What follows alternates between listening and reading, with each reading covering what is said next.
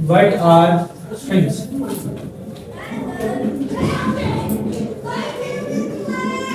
Strings का basically मतलब होता है एक चेन। क्या मतलब होता है? चेन। और किस चीज की चेन? कैरेक्टर्स की चेन।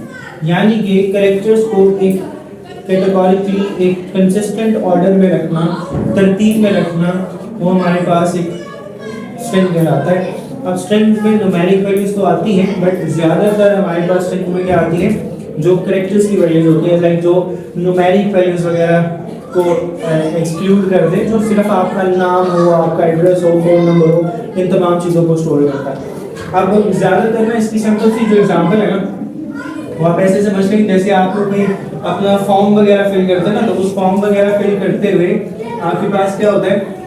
इस तरह का कोई बॉक्स पेश होता है, इस तरह का बॉक्स नजर आता है तो जिसमें नेम्स के कुछ बॉक्सेस बने हुए होते हैं, ठीक है।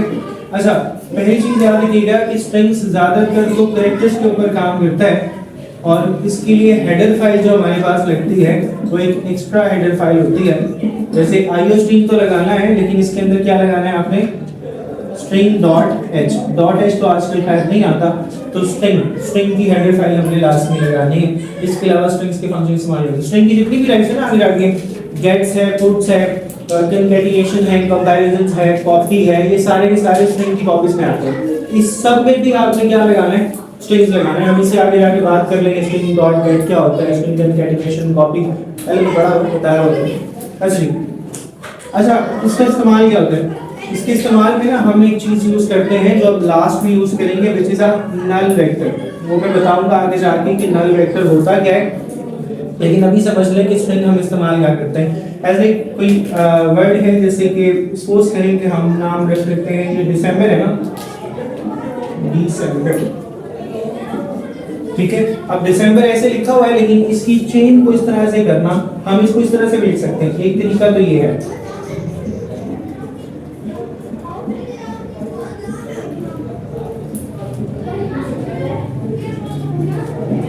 अब एक तरीका तो ये है कि हर एक कैरेक्टर्स को एक सिंगल कोट्स में आप कवर कर देंगे। हमने एस्केप सीक्वेंस में पढ़ा था कि सिंगल कैरेक्टर्स जो होता है वो सिंगल कोट्स में ऑक्यूपाइड होता है, ठीक है। अब हमें ये भी पता है कि हर एक कैरेक्टर जो होता है वो कितनी बाइट स्टोर करता है? 1 बाइट, ठीक है। Every character will stores a 1 byte. Obvious सी बात है, जैसे दिसंबर है तो डी 1 बाइट स्टोर करेगा। Doesn't matter it is in a capital letters or the small letter, doesn't matter, कोई फर्क नहीं पड़ता, कैपिटल हो या स्मॉल हो, करेगा कितने? 1 बाइट स्टोर करेगा। अब वो ये चीज पहले तो मेमोरी लोकेशन में इस तरह से शो करता है कि अलग अलग अगर आप लिखना चाहते हैं इस तरह से लिख सकते हैं। जैसे अभी हमने कुछ दिनों पहले एरेज के बारे में पढ़ा था, तो मैंने कहा था array is a contiguous memory location, याद है? डेफिनेशन में लिखा हुआ था कंटीजियस मेमोरी लोकेशन। कंटीजियस के ऊपर भी मैं आगे जाके आता हूँ कि कंटीजियस होता क्या है। ये चीज हमने पढ़ी थी कि अगर हमने कुछ नंबर्स वगैरह देने, जैसे 1 2 3 and up to so on, इस तरह से देने हैं 4 5 and up to so on, इस तरह से कुछ नंबर देंगे तो हम अलग अलग ऑर्डर्स में लिखेंगे। एक तरीका मैंने ये बताया था कि हम एक ही में लिख सकते हैं 1 2 3 4 5 and up to so on. तो इसको भी ऐसे लिख सकते हैं। अगर आप चाहें तो दिसंबर को इस तरह से लिख सकते हैं डबल कोट्स में, तो तब भी कंसीडर कर लेगा। लेकिन इसके लिए आपको करना क्या पड़ेगा कि नाम रखा आपने, सबसे पहले क्या आती है? कैरेक्टर डेटा टाइप, ठीक है। जैसे एरे टाइप, एरे नेम, नाम आपने रख लिया, ऐसे स्ट्रिंग रख लिया ना तो str स्ट्रिंग रख लिया, और फिर उसका साइज आपने रख लिया 10। क्या रख लिया? 10। अब इस तरह से हमने इसको कंसीडर करवाना है। सबसे पहली चीज मैंने पहले बात की कि स्ट्रिंग हमेशा जोर देता है किसके ऊपर? कैरेक्टर्स के ऊपर। दूसरी चीज, नाम आपने रखा स्ट्रिंग, पूरा नहीं लिखना क्योंकि वो रिजर्व वर्ड है। और फिर दूसरा जो है ये 10 आपने रख लिया। 10 का क्या मतलब होता है? ये काम करता है n+1 के फैक्टर के ऊपर। n+1 के फाउंडे से मुराद ये होता है कि अगर आपने 10 नंबर्स रखे हैं तो वो अपनी मेमोरी ऑक्यूपेशंस में 11 नंबर्स रखेगा। अगर आपने 12 रखे हैं तो वो 13 रखेगा। क्यों रखेगा? एक नंबर जो रिजर्व होता है वो आपके पास होता है नल वेक्टर के लिए। इसके लिए होता है नल वेक्टर के लिए। अब नल वेक्टर के ऊपर आते हैं कि हमने स्टोर कैसे करवाना है। लेट्स सपोज कोई भी वर्ड बोलें, जैसे हम लिखते हैं मंडे, MONDAY।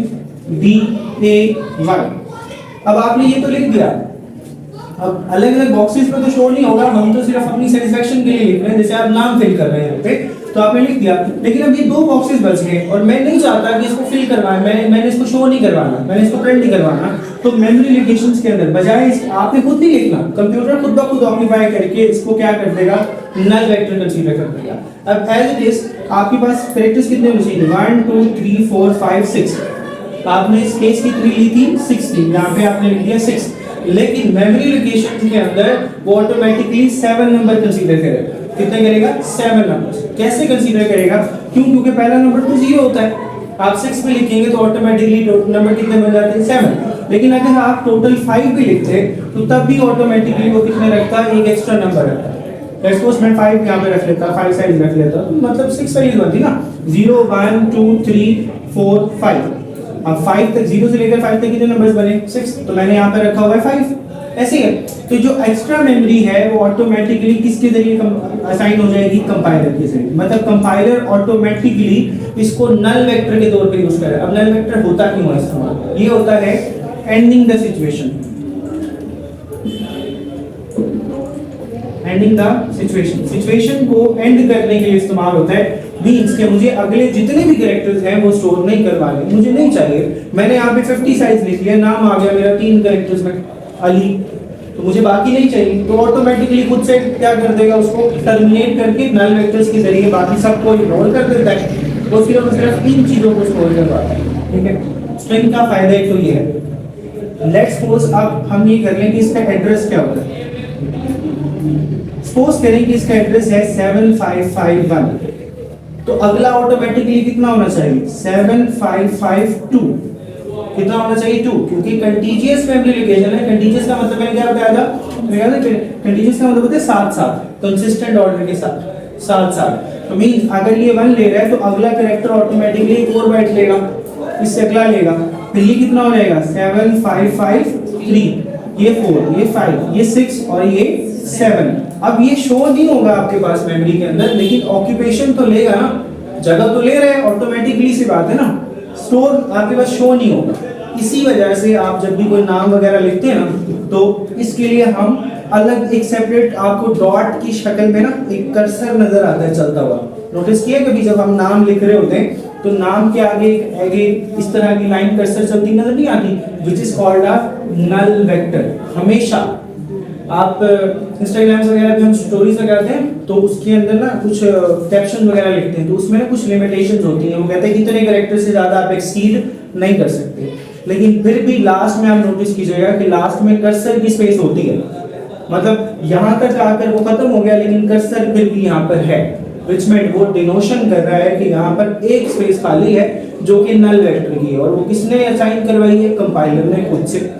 ठीक है, which is called a null vector. तो हम हमेशा स्ट्रिंग ज्यादातर यूज करेंगे कैरेक्टर्स वेरिएबल्स को। ठीक है, ये इस्तेमाल क्यों होता है, ये ज्यादातर आपके पास सिटी नेम है, एड्रेसेस है, या तो पूरे वर्ल्ड के लिए इस्तेमाल होगा, वर्ल्ड दुनिया नहीं, एक लफ्ज के लिए इस्तेमाल होगा, और या फिर सेंटेंसेस के लिए इस्तेमाल होगा।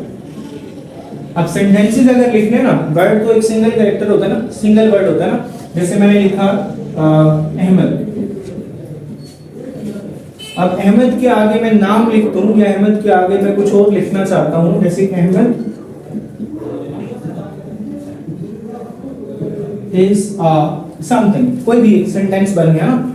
ठीक है, तो इसको ऐसे लिखा जाएगा, मेमोरी लोकेशन के अंदर ये शो ऐसे होगा।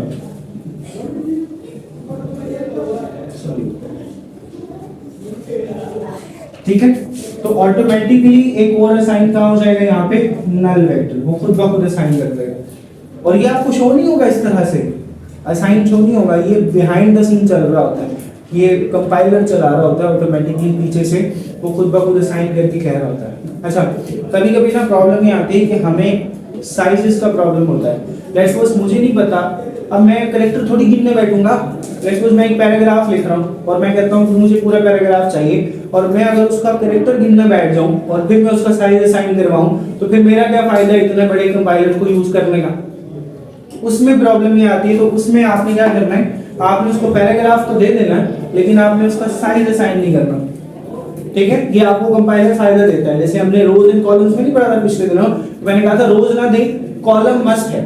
ठीक है, तो रोज वो खुद से असाइन करवा लेगा, तो इसमें भी सेम ऐसी है। जैसे मैंने लिखा कैरेक्टर नाम रखा ARR समथिंग कुछ भी और साइज की जगह छोड़ दी, ठीक है। और फिर उससे आगे मैं अब कुछ भी लिख दूं, लेट्स सपोज मैं लिखता हूं संडे,